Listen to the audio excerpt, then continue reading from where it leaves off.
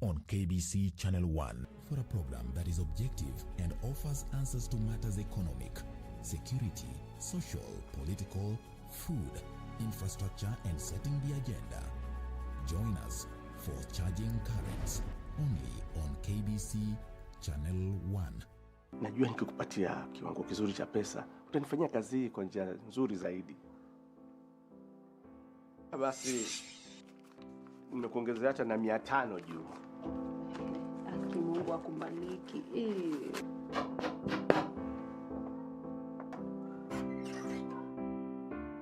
Unajua tu Nancy lazima kuna agenda zake. Nani alikwambia mimi sina agenda zangu? You again? I want to know exactly what you're planning to do with my life. Bora sikuelewi. Virusi vya korona vinazidi kuenea haraka kote ulimwenguni, na kwa sasa hakuna dawa au chanjo ya kuzuia. Husambaa wakati vijitone kutoka kwa mtu aliyeambukizwa vinaporuka akiongea, kukohoa au kupiga chafya. Vijitone hivi hutua kwenye sehemu ambazo mikono hushika na huwezi kuviona, lakini hata kama huvioni haimaanishi kuwa hakuna, na unaweza kuambukizwa unapogusa uso wako, pua, mdomo au macho. Ili kusaidia kuzuia kuenea kwa virusi hivi, sote tunahitajika kufanya mambo matano. 1. Fuata hatua hizi: kuosha mikono yako mara kwa mara na sabuni na maji kwa angalau sekunde 40. 2. Funika mdomo wako na kiwiko wakati wote unapokohoa au kupiga chafya. 3. Usishike uso wako. 4. Epuka sehemu zenye watu wengi. Weka umbali salama baina yako na wenzako. 5. Kaa nyumbani ukiweza, hasa ikiwa una dalili zozote za ugonjwa.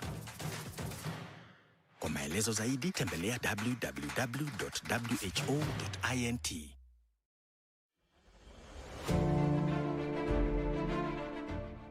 Yeyote aliye na kinga hafifu mwilini yuko katika hatari ya kuambukizwa COVID-19. Hao ni kama watu ambao wanaishi na magonjwa kama vile virusi vya HIV, kansa, TB, kisukari, miongoni mwa magonjwa mengine. Lazima wazingatie matibabu ili kuboresha kinga mwilini. Lazima wahakikishe wamepata dawa ipasavyo. Tembelea kliniki yako au kituo cha afya kilicho karibu nawe kwa maelezo kamili kuhusu jinsi ya kupata dawa. Pia wasaidie jamaa na rafiki kupata dawa. Dumisha mawasiliano nao na ufuate mwongozo wa kiafya kutoka kwa kituo cha afya ili kujikinga na virusi vya korona. Pata habari kuhusu COVID-19 kupitia vyanzo vinavyoaminika. Piga 719 au bonyeza *719#. COVID-19 inazuilika. Jilinde, linda familia na jamii. Ujumbe huu umeletwa kwako na serikali ya Kenya.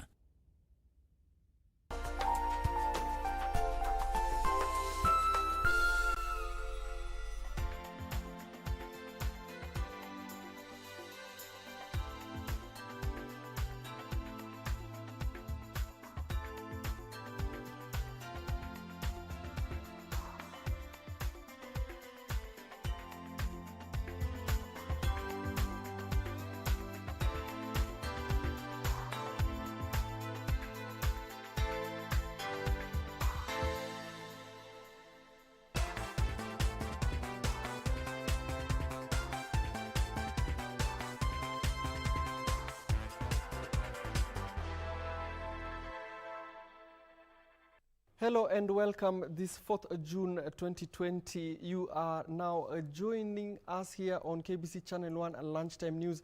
My name is Alan Aoko, and our sign language interpretation is being done by Abdul Abuli. Now we move on to the day's news, where Chief Justice David Maraga has taken the executive arm of state to task over the latest executive order by President Uhuru Kenyatta on the organization of government. The order, which authorizes the president to direct and coordinate the functions of ministries and government departments, according to Maraga, has erroneously been listed functions that include those of the judiciary. But before we run that story, we want to link up first in Mombasa. We want to join our report on the ground, Ann Mburu, who is following on the case of Gideon Saburi. Remember, the deputy governor of Kilifi was charged with exposing himself to the public while having an infectious disease. Anburu, if you can hear me, what's the latest from Mombasa courts? What's happening now?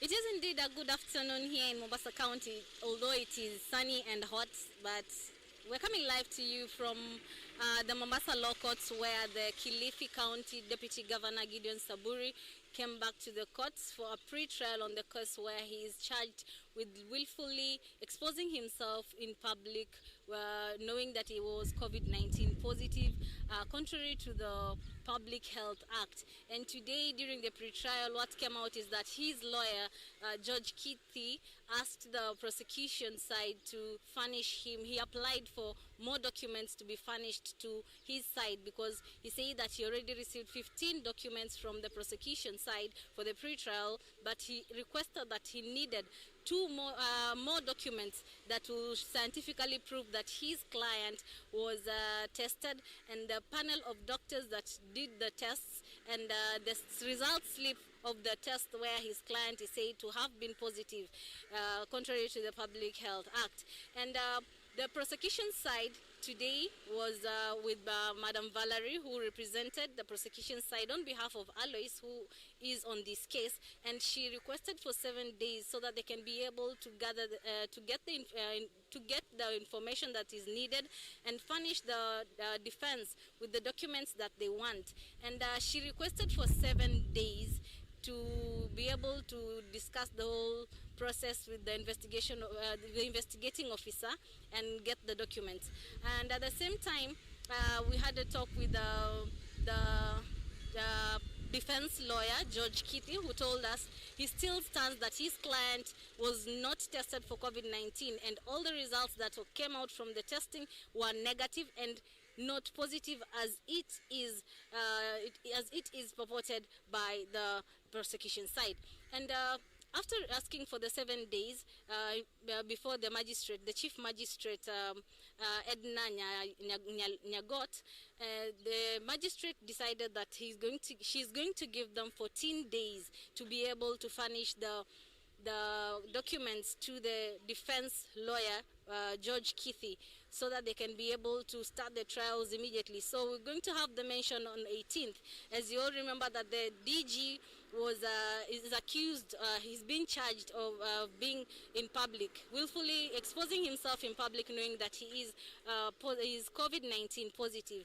And the case has been going on for almost 2 months now, because he's been in court since April, and he's been on and off. He also got his 13th April, that is when he got released on a cash bail of 200,000 shillings and a cash bond of 500,000 as a surety of the same. But so far, what we have gathered today from this pre-trial is that the defense lawyer Judge Kithi has requested to be given documents that scientifically prove that his client was tested, and he also needs the document to show the panel of doctors that tested his client and a result slip of whether his client was really COVID-19 positive. And so far we will be back here on the 18th of June for the mention of the trials. So that is all we have for you from Mombasa County. Back to you in studio, Alan. Anburu for that update, and of course just giving us an update on the DG, the Deputy Governor of Kilifi, who is set to go back to court on June 18th. And of course, another correction is that our sign language interpretation is being done by Byron Abuli and not Abdul Abuli. So moving on, the government has been challenged to enhance support for vulnerable groups in the wake of devastating results from the coronavirus pandemic. Motherly Love Children's Home founder Violet Kwamboka says vulnerable groups, including street families, have been left badly exposed by the pandemic.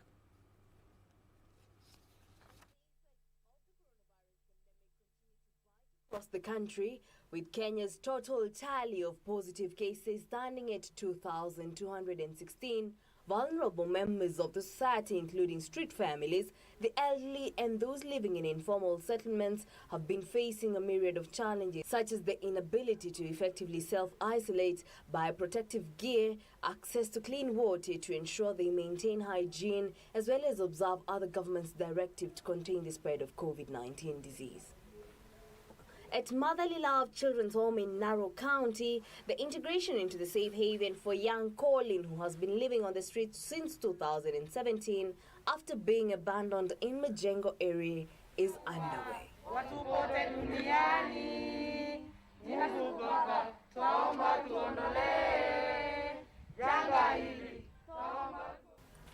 Other young ones living at the facility are excited to have another member join their family, welcoming him with song and dance. Motherly Love Children's Home founder Violet Kwamboka saying these are uncertain times and it is paramount for the government to provide a safe haven for street families so as to protect them from contracting the coronavirus. I'm praying to the government that we may hold hand together so that we may help our boys. The children are suffering in the streets. As the COVID-19 is in high risk, our boys are in the streets, they are spending their time in the streets. How I pray that we may reach them, that they may come out of the streets so that we may have zero boys in the streets because they are suffering a lot. You can imagine this COVID-19, no hotels which are open. And these children, they depend on hotel food, which are leftovers. And now they are suffering in the streets. No, they depend on the tourists who pass by here. And no tourists now because of the COVID-19. Sentiments echoed by Jeff Sankare, who has been living at the home for the past 4 years. Serikali yetu ya Kenya iweze kuwasaidia ili waweze kutoka town wakuja waende wakasaidike kwa sababu corona ijibagui inashika kila mtu, iwe maskini, tajiri, mdogo kwa mkubwa, inawashika wote. Kwa hiyo tunaomba. Reporting for Channel 1 News, I'm Jackie Wambiru.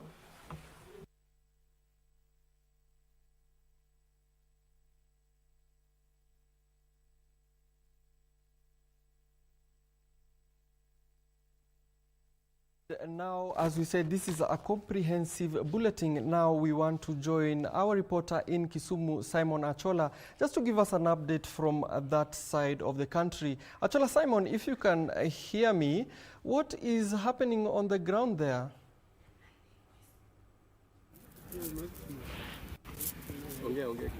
1 2 1 2 1 2.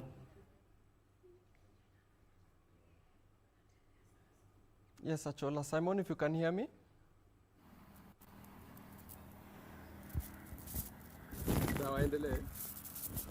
Well, thank you very much. It is a sad state of affairs here in Alego Songa, which actually borders Budalangi constituency.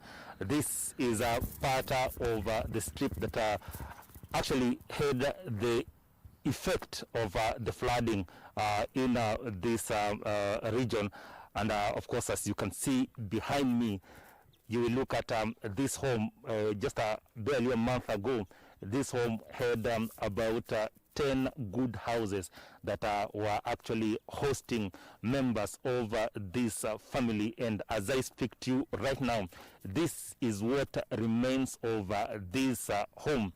And the owner of this home, I was just chatting with him a few minutes ago, and he was telling me that what is happening is that the only houses that are actually remaining in this home are actually two. The one you're seeing here, and of course the other one that is actually built with bricks.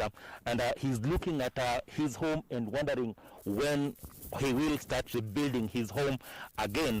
And if my colleague can actually just show you the entire home, this is what remains of this home. And this picture is replicated or is seen over and again in this region, starting from Alego Songa all the way down to Budalangi. And members of the residents of this region have been asking themselves questions, and they've been saying, when I came here, the first thing they told us was that the biggest problem with media houses is that when they come here, they cover the floods, and then thereafter they disappear. They don't come back to see exactly what is happening. And today we can actually come back here and bring to you pictures of the despair, pictures of the suffering, pictures of exactly what is happening here in Alego Songa, part of Alego Songa and Budalangi constituency. I will just bring the owner of this home into the set so that then he can actually give us a true picture of what is happening. Mzee, habari yako? Nzuri. Hii ilikuwa boma yako mwezi mmoja uliopita? Hii ni boma yangu. Mwezi mmoja uliopita. Maji ndio imeharibu tu. Sasa ukiangalia karibu kila kitu iko chini. Kila kitu imeharibika. Tunaanzia wapi mzee? Sasa tunataka serikali itusaidie. Mahali ya kuanzia ni vigumu sasa. Pesa pia kuna. Pengine tu kwa wale ambao wanatazama habari hii, tueleze ni nyumba ngapi zimeharibika katika boma hili, alafu pili pia tueleze wale watu ambao walikuwa wanaishi katika hizi manyumba sasa wanaishi wapi? Tuangalie huko. Hapa nyumba zimeharibika, ni nyumba 7. Huko ine. Ile huko ine, ya 5, ya 6, 7. Zimeharibika zote. Sasa mimi watu watauliza wengi sana, na wale watu ambao walikuwa wanaishi katika hili boma sasa wanaishi wapi? Wengine wamezi kwa sekondari hapa, skuli hapa Diboro. Wamezi kwa skuli Diboro. Mzee, umekaa hapa kwa siku mingi sana. Pengine unieleze tu tangu uzaliwe hadi sasa. Umeona mvua ikinyesha ama kuona mafuriko kiwango cha kuacha maboma katika eneo hili yakiwa yameharibika hivi? Hii ndio raundi ya mwisho, hii ndio raundi ya kwanza. Sababu nimeishi hapa miaka 13 kwa hii boma. Lakini sijawahi kuona kama hii. Hii imekuja nyingi zaidi. Tena imeharibu kila mahali, hata kwa shamba yote hapa kwa tunalima yote, mimea yote imeenda. Wewe kama mkazi wa eneo hili, pengine tueleze tu ni nini haswa kinastahili kufanyika ili tuweze kuangamiza swala hili la mafuriko katika eneo hili? Hapa ni kama kumaliza mafuriko ni dike tu, ndio inaweza kumaliza hii mafuriko. Wakijenga dike. Kama dike iko, hii mafuriko haiwezi kutokea. Wakati unakaa na watoto wako hapa kwa boma na wajukuu, wakikuuliza baba nini ilifanyika, unaelezea nini? Naelezea mvua ilinyesha, maji kapiga manyumba yote chini.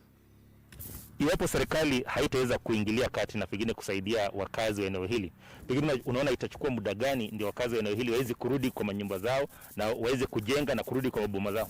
Itachukua muda, kwa sababu kujenga sio rahisi. Itachukua muda sana, karibu muda hata mwaka mzima kama bado hawajajenga. Majina yako tafadhali? Jina langu naitwa Charles Otiero Juaya. Well, that is the story here in Alego Songa, and of course in Budalangi constituency, Mzee Charles narrating exactly what is happening here in his home. As I told you that this is a story that is replicated across Alego Songa, and of course Budalangi also, and the locals are actually asking themselves very many questions, of course, without answers. Back to you. Thank you very much, Achola Simon, for that report, of course, highlighting the plight of villagers who have lost more than 10 houses due to the recent floods and are saying that they are still waiting for assistance from the government. They are also saying that they have been waiting for a while now, but we are going to follow up on that story on our consequent bulletins. On to other stories now. Chief Justice David Maraga has taken the executive arm of state to task over the latest executive order by President Uhuru Kenyatta on the organization of government. The order, which authorizes the president to direct and coordinate the functions of ministries and government departments, according to Maraga, has erroneously listed functions that include those of the judiciary, the Chief Justice and the Judicial Service Commission. The Chief Justice maintains that his office alongside JSC are part of judiciary and cannot be assigned functions by the executive as they derive their mandate directly from the Constitution of Kenya. The judiciary has taken issue with the executive order issued by President Uhuru Kenyatta on Wednesday. The order spells out changes in the structure of government. And this has particularly attracted the attention of Chief Justice David Maraga, who has protested inclusion of the judiciary in the latest organization of government. He has expressed displeasure with the decision to list Judicial Service Commission under the State Law Office and the Department of Justice. In a statement to newsrooms Thursday morning, Maraga says the order cannot restructure or assign functions to the other co-equal and co-substantial arms of government and independent commissions. According to Maraga, an executive order cannot restructure or assign functions of the judiciary or the Chief Justice. Maraga insists that the manner in which the judiciary operates cannot be the subject of an executive order. He says even as he reiterated that the Constitution directly creates the JSC and assigns its functions and powers in Article 171 to 173 of the Constitution, Maraga notes that it was obvious that the order only applies to and is indeed only capable of applying to the executive branch of government, while calling for a review of the 11th 2020 order. The CJ says he believes this was an inadvertent error and that the Office of the President will promptly issue a correction. Caroline Kamar reporting for Channel 1 News. Elsewhere, the 13-year-old boy whose encounter with Rift Valley Regional Commissioner George Natembeya at a community meeting went viral has been offered an opportunity to continue with his education by the government. The government, through Regional Commissioner George Natembeya, says the move is aimed at ensuring that Dennis Langat gets an education to become a peace ambassador in the future. He was among those who voluntarily surrendered their weapons to the government on Wednesday.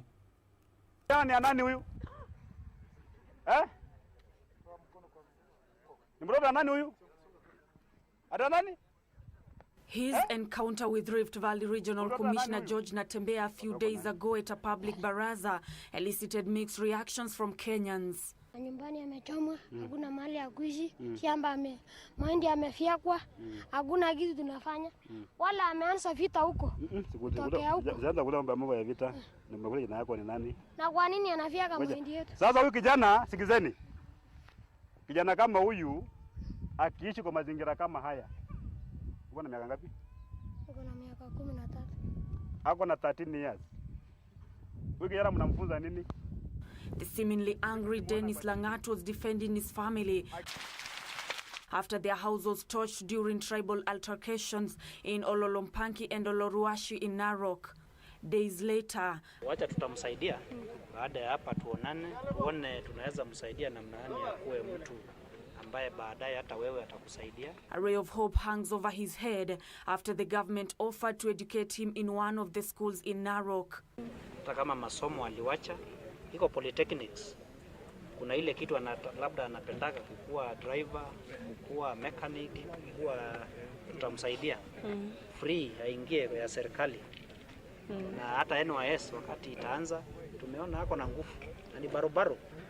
Aingia hata kwa NYS, akiingia kwa NYS hata siku nyingine anaweza kuwa mwanajeshi, anaweza kuwa mfanyabiashara, anaweza kuwa mtu wa maana kwako na kwa hii kijiji. Langat is one of those who voluntarily surrendered his bow and arrow on Wednesday to Narok South Deputy County Commissioner Felix Kisalu, saying that his actions were fueled by attack on his family. He further called on warring communities to cease hostilities and embrace peace, even as he called on security apparatus to conduct investigations into the matter. Ninaambia hao vijana mwaje mambo kusema eti mambo ya vita ukimbilie vita. Hiyo ameishia hapa leo na bado tunaendelea kurokota silaha. Very good. Tukiendelea kurokota silaha, mweke chini silaha na turudini mashule. His mother expressing joy for the government gesture, saying that since the widely publicized altercation, the boy had been missing from home. Hata nilisikia mwenye alikuwa anaongea kwa redio akasema, kwa nini huyu mama anaambia mtoto aende pita? Mungu wangu sijaona yeye. Yeye siku ilianza kupiga nduru, sisi nikashika wadogo na akaenda pande hii. Sasa huyu kijana litairisha akiwa pato ni kidogo. Lakini sijaona yeye mali alifita paka akaenda paka huko. Niliangalia kwa TV nikashangaa nikamwambia Mungu asante kwa sababu pato yeye yako. Nancy Okware, Channel 1 News. Indeed, best of wishes to Dennis Langat. Elsewhere, the COVID-19 pandemic has had ripple effects on virtually all aspects of our lives, affecting the way we live. Now, the associated uncertainty has left our futures in doubt, bringing with it heightened anxiety among the global population. But how do you deal with anxiety and associated stress? Take a look.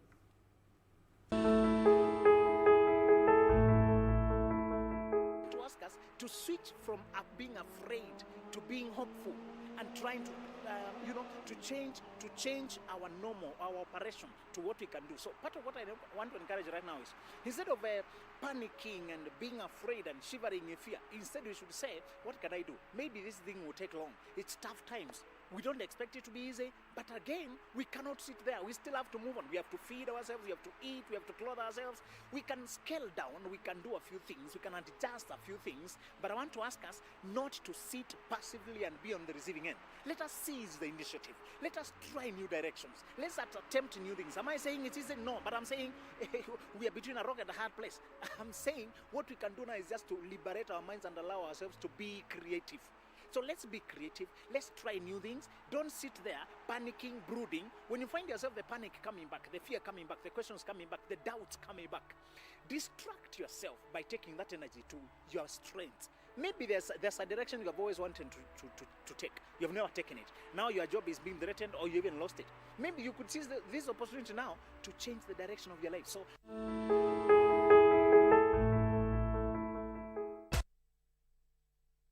Well, at about 25 minutes past 1, we want to take a short, quick break. When we come back, more news.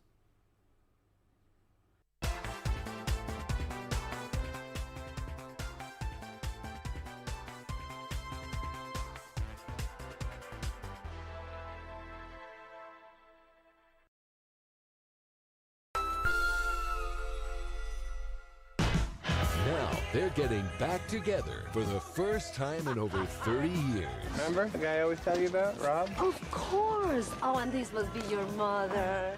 My wife. I'm sorry. I'm not.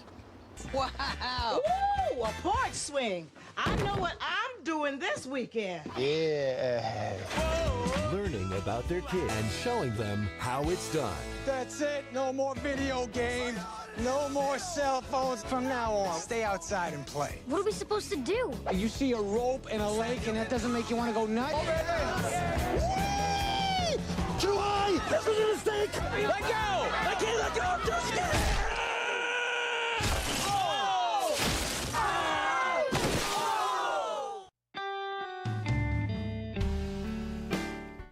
Hamjambo Wakenya wenzangu. Mimi ni Mheshimiwa Mize. Ninalotaka kuambia ni kuwasihi ya kwamba korona iko. Na ili tupigane nayo na tuishinde, ukitoka nje, ukifika kule nje, kuna hata maji yamewekwa nje na serikali. Unanawa mikono kwa maji na sabuni. Na maji yenyewe yawe ni yale ya kutiririka. Pale unaponawa, unaangalia usafi wako wa mikono, unaosha huku nje ya viganja, unasugua katikati ya vidole, pia huku kwenye kucha, manake uchafu wajifiche huku kwenye kucha. Uoshe, kisha sunza na maji yanayotiririka. Maji yakimwaika, kusema kweli tutashinda. Tuzingatie na tutii sheria. Korona tunaishinda na baadaye maisha yatarudi kama kawaida wa Kenya.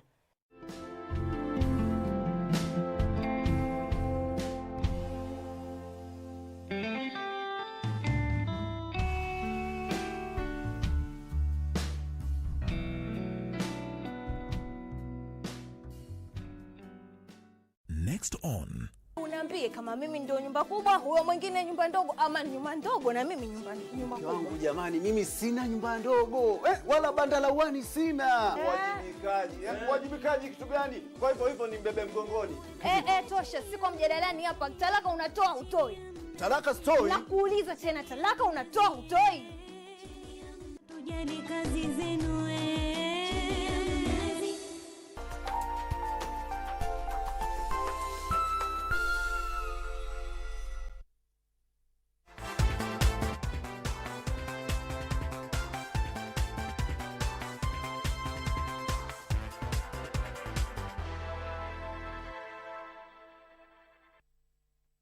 Thank you for staying with us. Now, Wiper Party leader Kalonzo Musyoka is calling on caution as the country awaits direction on the next course of action amid anxiety over possible relaxation of COVID-19 containment measures. Kalonzo says the country should be cognizant of what has happened to other nations that have rushed through the reopening of their economies. As Kenyans eagerly await directions on the new measures the government will take is in efforts to gradually reopen the economy, Wiper Democratic Movement Party leader Kalonzo Musyoka is warning against slipping back to business as usual, urging Kenyans not to forego efforts achieved in curbing the spread of the virus. Kenyans are not sure whether we should just go back to business as usual. I sense a feeling that there's so much tragedy around this COVID thing that it may be too soon to run and say, get on with it. Meanwhile, Kiambu court users have embraced virtual court sessions in a bid to scale down backlog of cases amid coronavirus pandemic. The users, who include judicial officers, court clerks, correlation institutions, police and officers from the Law Society of Kenya, have teamed up to come up with modalities to ensure seamless operations. The members of our community are anxious. They want to know, when will the court resume normal operations? Well, now we have a new normal based on what we have discussed, and we are all in agreement that we should have upscale. And as part of efforts to ensure the safety and well-being of its passengers during travel, regional low-cost carrier Jambojet has introduced a raft of measures to ensure its passengers and crew are protected from contracting the novel COVID-19 during travel. In Nakuru, ward representatives are on the spot of alleged discrimination in the ongoing distribution of relief food packages to vulnerable families within the region. According to lobby groups, some members of county assembly were rewarding political loyalists with packages destined for the needy families. Wale ambao ni ma MCA wetu ama wale ambao wanahusika kwa kusambaza chakula hiki wanaandika list ambazo haziambatani na yale mambo yako katika ground. And 4 families from Nakuru County working in catering business have embarked on an initiative of providing free meals to police officers every evening before the onset of curfew. The families, under the leadership of Mugo Maina and Peter Chege, are contributing money from friends and relatives to buy foodstuff, which is later prepared for more than 200 police officers as a way of appreciating their diligent service to the country amid the COVID-19 pandemic. In Maralal, Samburu County, Governor Moses Lenol Kulal says the construction of a 4-story building at Maralal Referral Hospital at a cost of 180 million shillings will ease the burden of seeking healthcare services by area residents. Speaking during the groundbreaking ceremony, Lenol Kulal said the project that will be completed within 1 year will enhance service delivery within the region. Meanwhile, the county government of Busia have banned trucks whose drivers continue to defy the Minister of Health guidelines from operating in the area. Busia Governor Sospita Ojamong says all the drivers must obtain COVID-19 negative certificates 48 hours before departure from point of origin, adding that police officers will mount roadblocks at the borders of Bungoma, Kakamega and Siaya counties with trucks whose drivers are without COVID-19 certification denied entry into Busia County. All these people are foreigners, are truck drivers whom we did not budget for. So also, their vehicles must be fumigated at the owner's cost. In Bomet County, Governor Hilary Barchok has received medical equipments and protective kits worth over 8 million shillings from the Ministry of Health to be used in the fight against COVID-19. Barchok calling on area residents to adhere to the containment guidelines issued by the government to prevent the spread of COVID-19.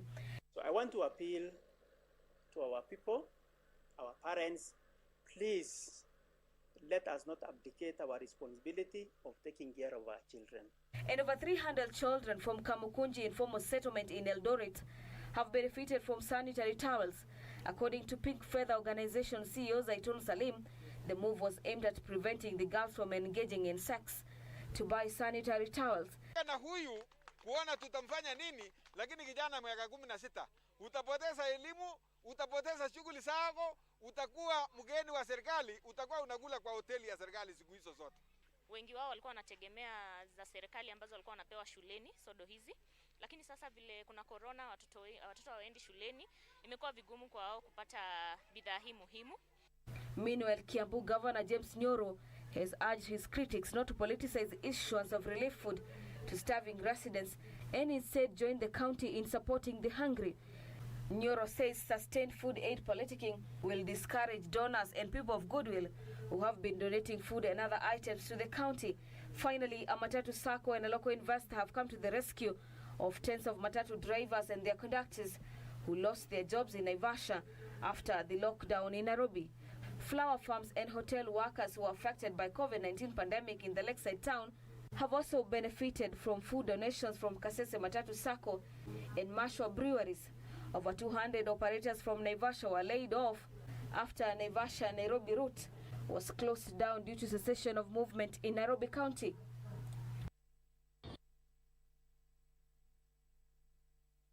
Elsewhere, over 50 business women drawn from Garissa town took to the streets to protest against what they say was unwarranted harassment. The women accused security agents from the area of engaging on a distraction spree targeting their businesses.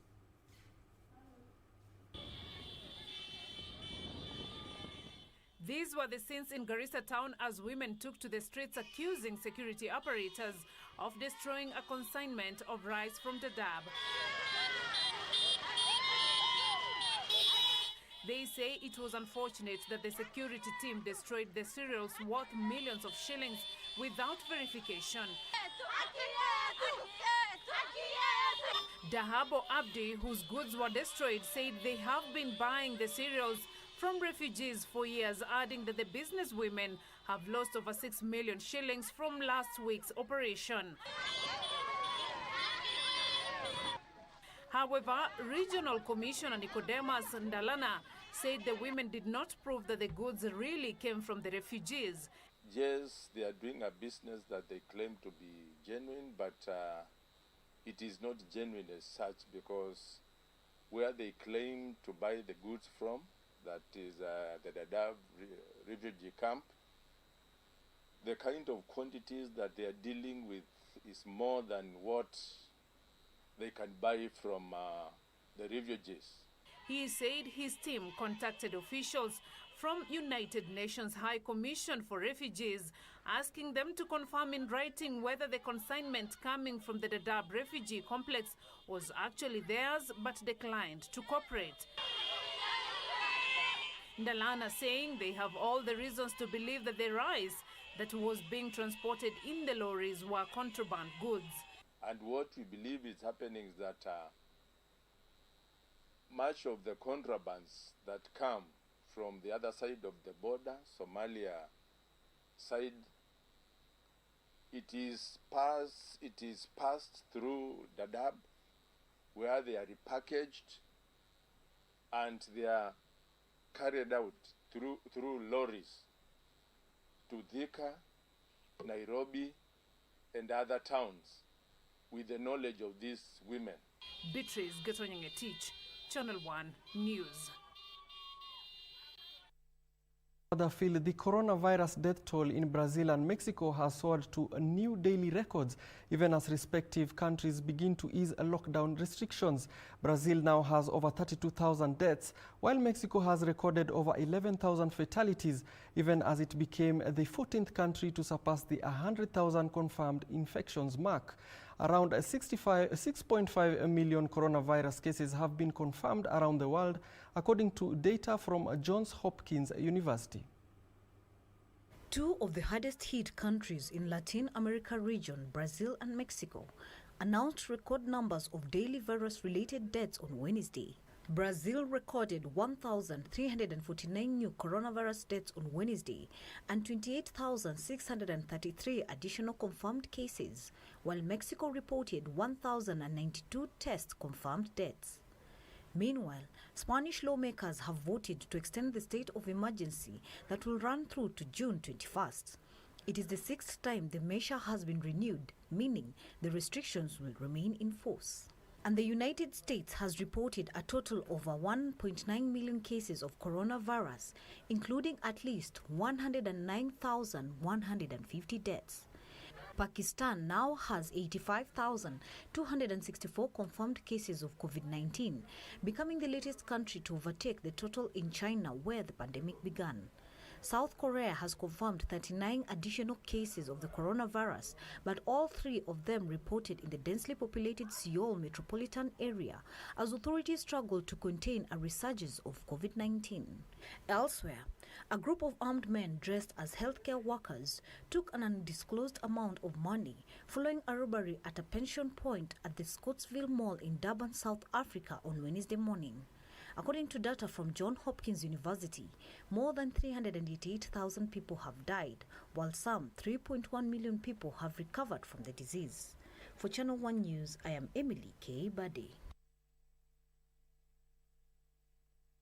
Elsewhere, all 4 Minneapolis police officers present at the death of African-American George Floyd have been charged.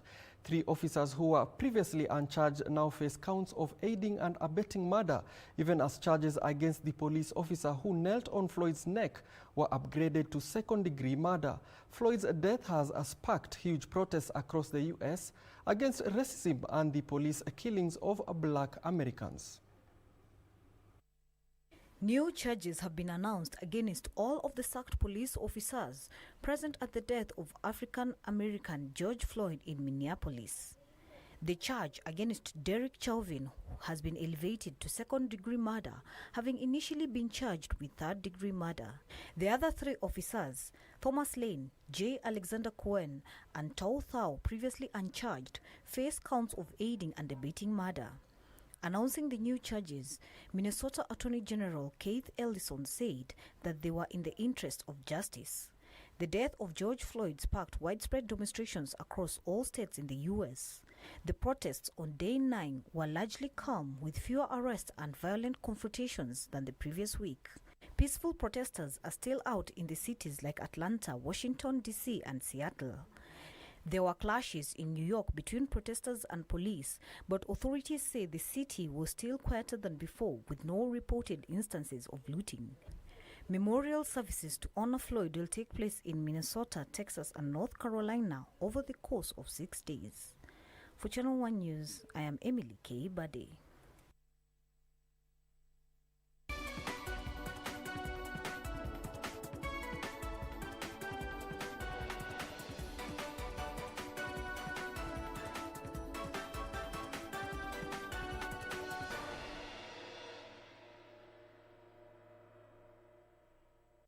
Indeed, it is time to transact now. Japan's technology giant SoftBank has unveiled a $100 million fund that it will see invested in companies owned by people of color. This makes it the latest major company to respond to the protests over the death of American George Floyd, after firms including Twitter, Bank of America, and General Motors spoke out over the racial inequality. Details of this and other stories are from across the globe. Announcing the Opportunity Growth Fund on Twitter, SoftBank's founder and chief executive Masayoshi Son wrote, "Racism is a lamentable thing," ending his post with hashtag Black Lives Matter. In a letter to employees, the company's chief operating officer Marcelo Clorer said the fund, which he will lead, aims to invest in entrepreneurs from companies that face systemic disadvantages in building and scaling their businesses.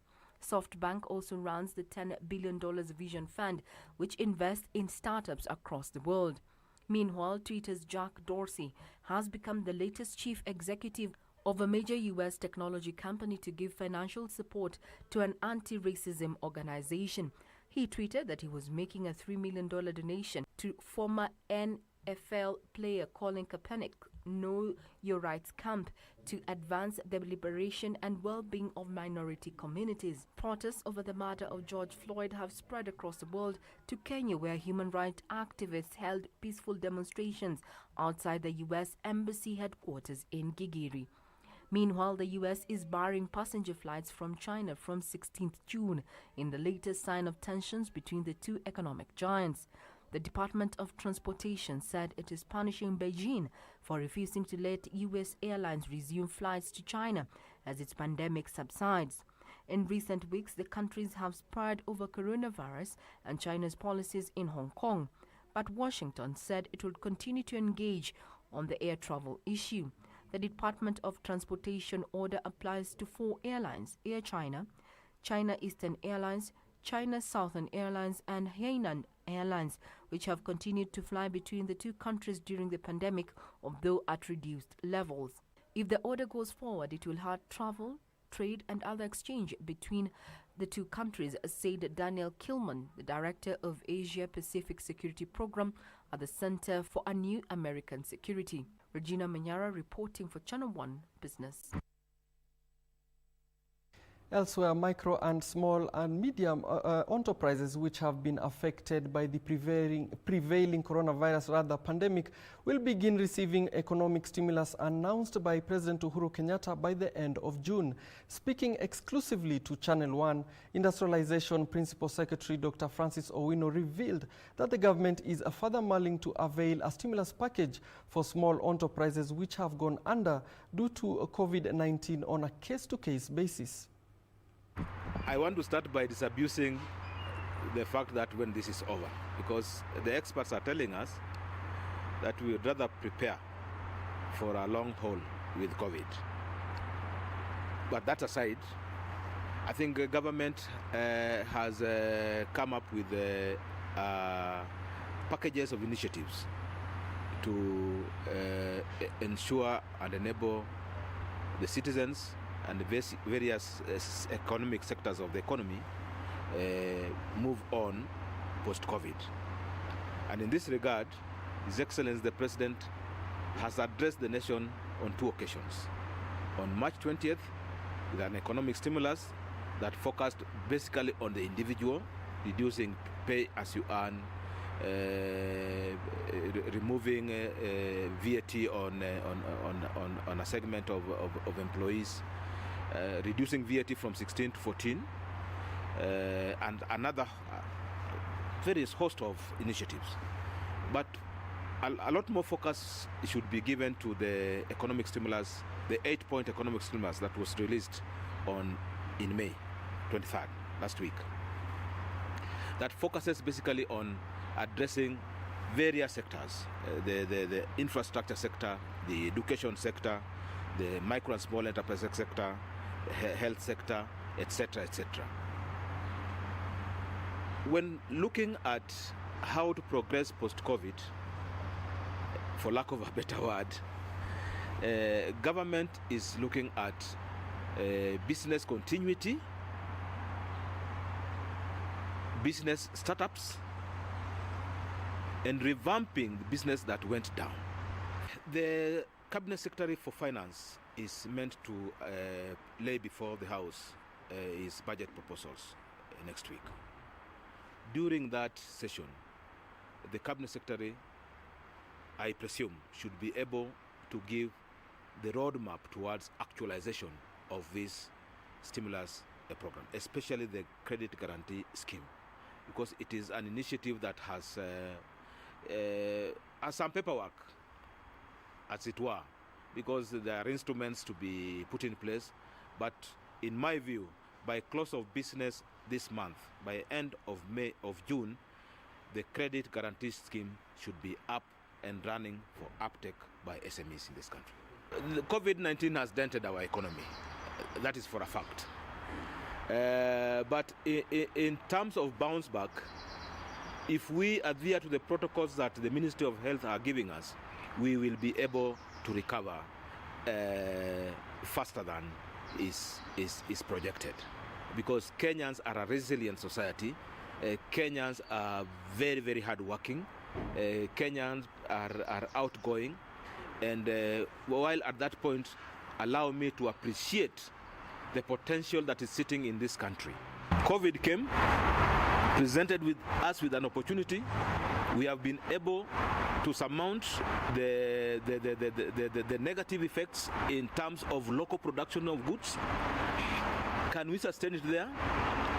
If there's anybody out there who requires support from government, government is ready to support.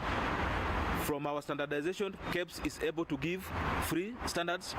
From our intellectual property, KIPI is able to give free services.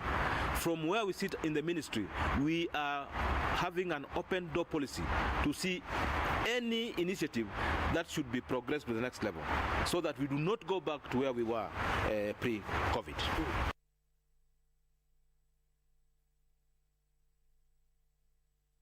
Indeed, that is good news for small businesses. Now, the United Nations Economic Commission for Africa estimates that a prevailing COVID-19 pandemic could push 29 million Africans into extreme poverty. Details of this and more in our Africa Business Roundup. According to UNECA's statement, Africa is already witnessing the economic impact of the COVID-19 crisis even before its impact on public health, and may see its growth slow down by 1.8 to 2.6% of GDP, which could push 29 million people into extreme poverty. UNECA further stressed that the containment measures established in 42 African countries to protect population from the COVID-19 pandemic have already cost the region some $69 billion per month, and expected to have a negative impact on the implementation of the Sustainable Development Goals in the region. Wednesday, the Africa Center for Disease Control and Prevention, Africa CDC, disclosed that the number of COVID-19 cases across Africa continent surpassed 158,318 as the death toll from the ongoing pandemic surged more than 4,502, with 67,630 recoveries. And Mozambique's National Petroleum Institute expects ExxonMobil final statement decision on the $30 billion Rovuma LNG project located in the north to, in principle, come in 2020. The oil giant postponed its FID for the project, which had been expected this year, but was delayed to the coronavirus outbreak and a slump in the oil prices in March. Exxon did not say when it planned to make a call to FID for the project. Other big companies include France Total and Italy's Eni are also involved in projects in the region, home to one of the biggest gas finds in a decade. Finally, the rebound in oil prices has given Nigeria's Naira a reprieve, easing investors' concern that a steep devaluation may be unavoidable. And crude prices have doubled since hitting a two-decade low in April and traded close to $40 a barrel Wednesday. Since Nigeria relies on oil sales for 90% of export earnings, that help the country's central bank to replenish its stock of foreign currency reserves. 12-month Naira forward traded at 454.50 per dollar early on Wednesday, down from a high 552.56 Naira to a dollar on April 20th. The currency traded at 388 Nairas to the dollar in the spot market. The Central Bank of Nigeria's foreign exchange reserves climbed to $36.6 billion as of June 1st, after falling to a two-year low of $33.4 billion in April.